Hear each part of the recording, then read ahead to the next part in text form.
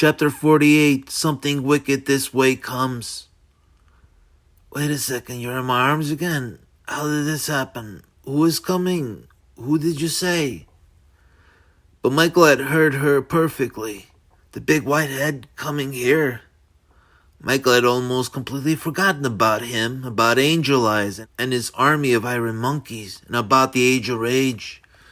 The real shit going down in New York, and this time in the world, shit that Michael had refused to make part of his scene, since the shit then seemed way too big for his britches. But now, with his original mission completed and with the emptiness left feeling inside, it was now time for a new mission and something new to creep its way in. Those eyes of his, and the bloody tale they had to tell. There was a sense of horror slowly creeping its way into him. He felt it moving underneath his skin. His original mission might have been over, but the night was still young. Michael was still here, and the city was still here too, and so was the Age of Rage that was devouring everything Michael knew around him. "Nicky, I killed him," murmured Michael. "Michael, that's not important right now. We need to leave." "It's not important, but didn't you hear what I said? Whitehead is coming." Michael now fully acknowledged Nicky's presence. She was with him, next to him, at his side, even after everything that had just happened. And even though this to him wasn't making any sense, that what she had just brought up also wasn't. Something wasn't adding up. Michael looked suspiciously at Nicky and began to wonder what exactly she and Madboy were up to before he had stepped into the picture. "What is going on, Nicky? Tell me exactly what is going on, and tell me everything."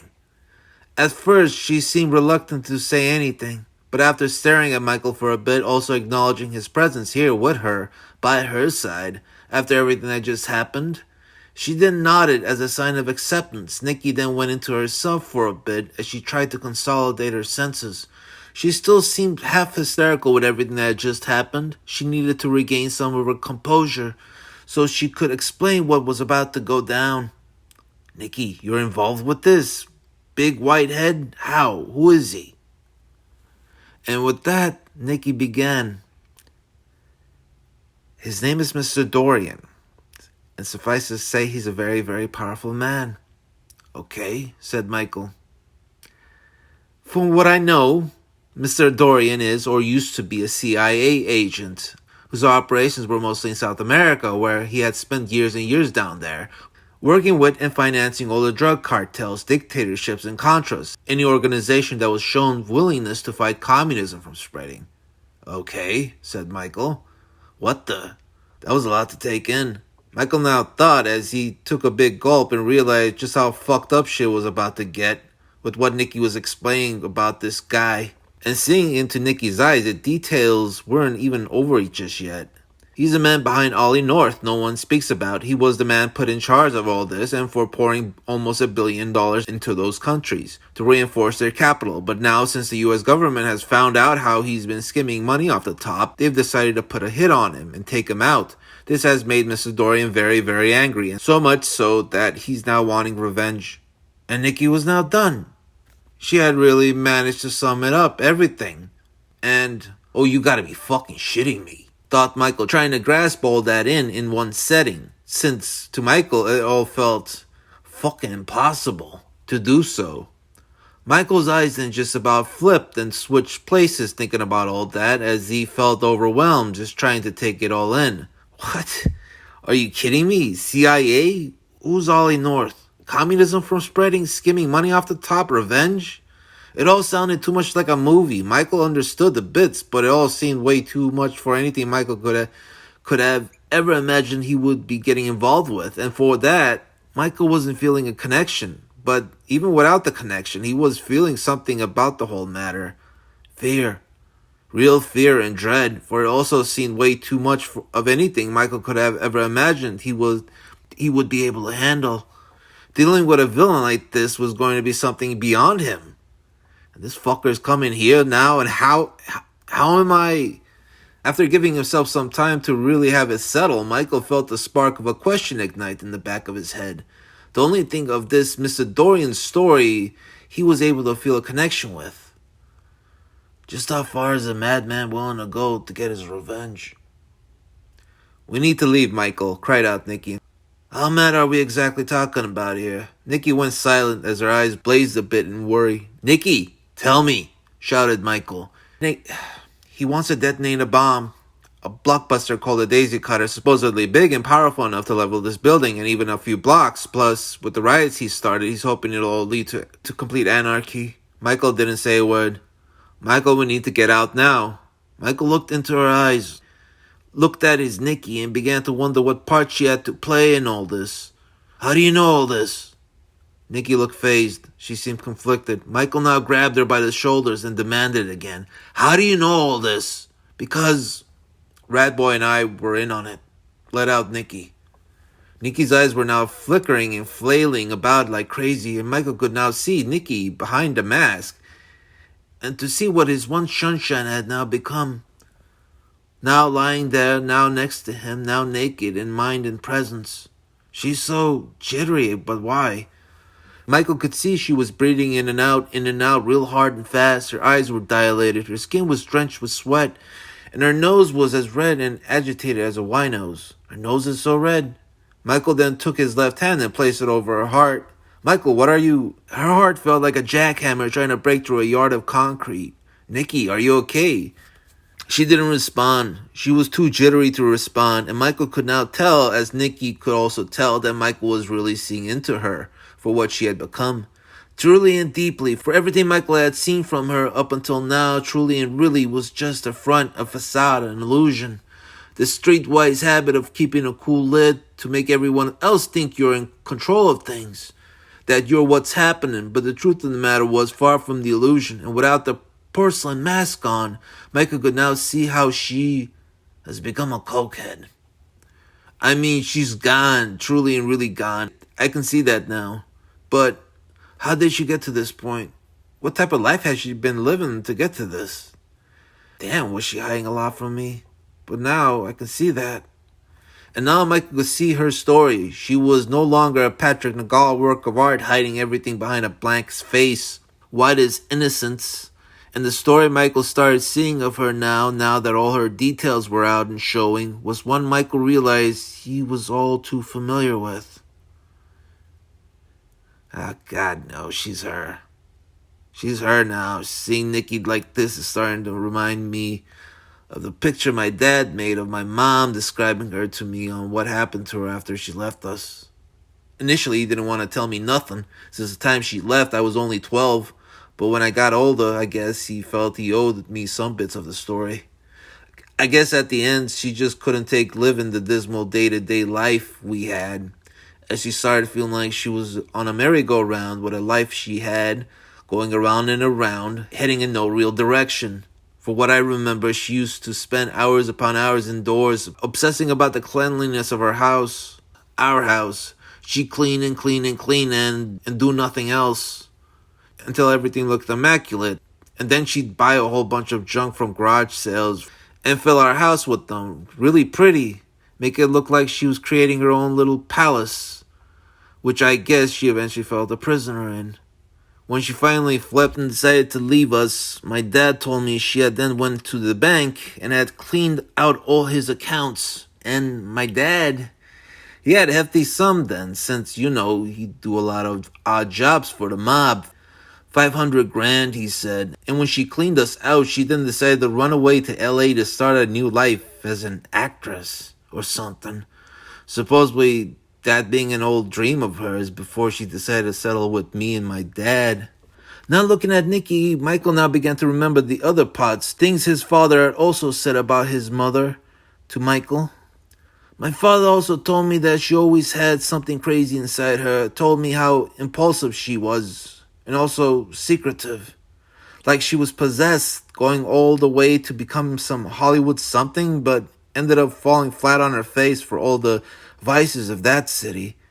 I can't say what she had to do then, though, since my father didn't even know the whole story, but as for the details, I can only imagine. Flipping tricks to get this acting gig or that, then flipping tricks for money after she went through all the money she had stolen from us. My mom was a real stunner, too. Type of woman lots and lots of men would want to take advantage of, for obvious reasons. Fuck, I remember as a teen back in the 70s, me and this girl went to see a porno, and I had this really, really fucked up worry I was gonna end up seeing her in it. Oh, don't think about that crap again. Michael paused for a moment as he forced that thought out of his head. But still, whatever the hell she put herself through trying to reach for those stars, she eventually found herself somewhere on Sunset Strip, head down, laying half naked in a gutter after she had OD'd from heroin. Fucking bitch. What would get into her to go down that road? And my mother was a religious fanatic too. It really makes no sense. It's like she became possessed by a demon to go 180 like that, down that path. Looking at Nikki, Michael could now obviously see she had, in some manner, followed the same path. She had become a shell of her former self. Life in Uptown must have really broken her in, used her up, and left her a ghost of a woman.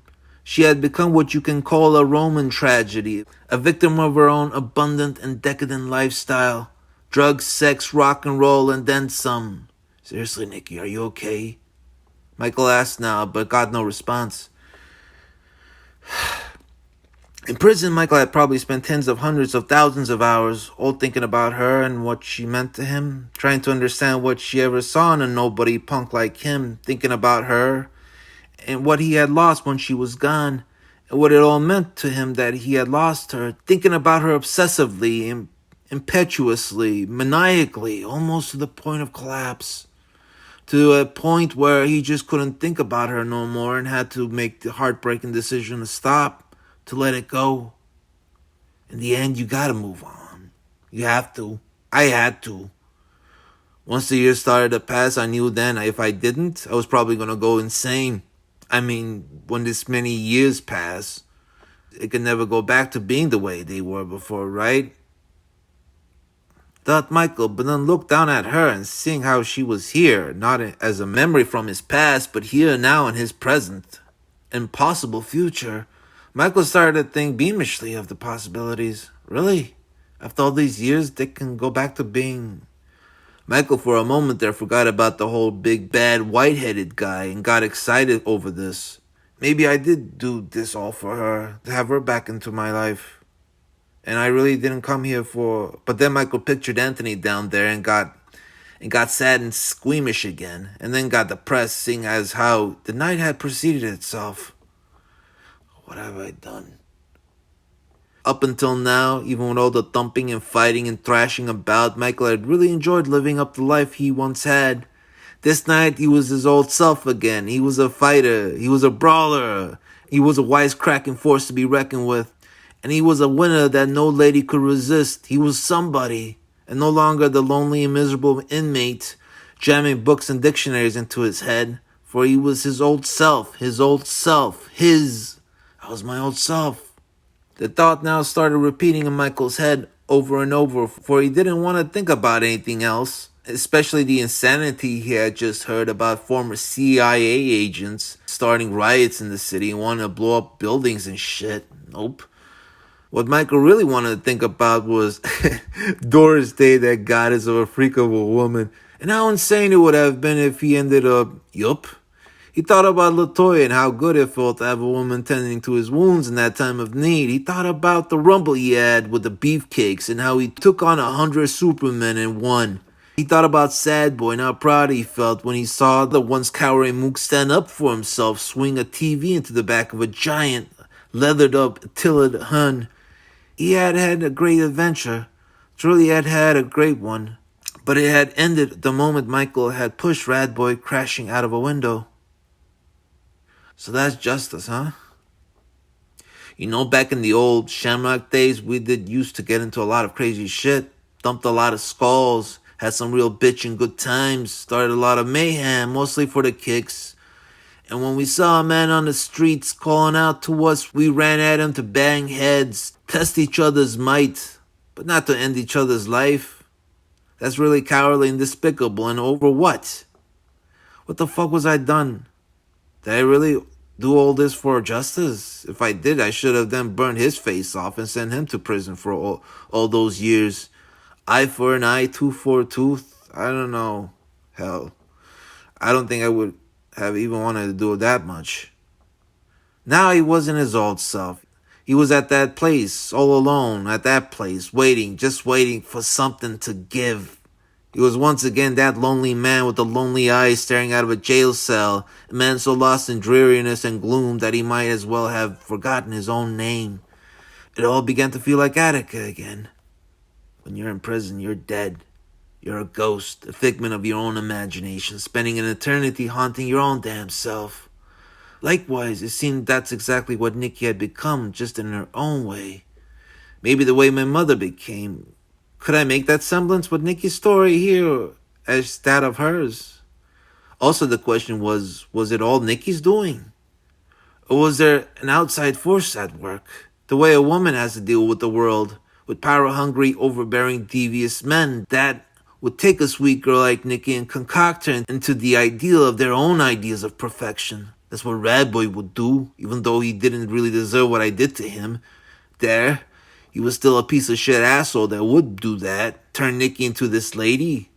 Obviously, whatever Nikki had become, Madboy had to have had something to do with it. Back when Michael knew her different, Nikki was never the type to put on such a vicious facade, to intimidate those around her with her vanity and sex appeal. She was no vixen, although there was the first time that Michael shook his head and lost his train of thought. He glared a bit at Nikki, who seemed to be on the verge of going catatonic. Okay.